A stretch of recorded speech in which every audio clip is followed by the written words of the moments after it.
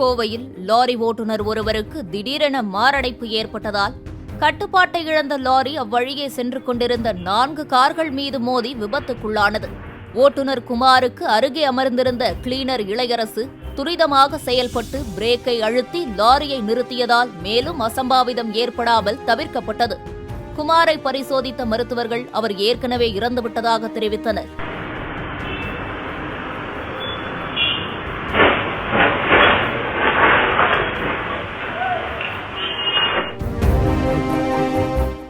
Play store மற்றும் app ஸ்டோரில் இருந்து பாலிமர் செயலியை QR கோடு மூலம் பதிவிறக்கம் செய்யுங்கள். செய்திகளை உடனுக்குடன் பெறுங்கள்.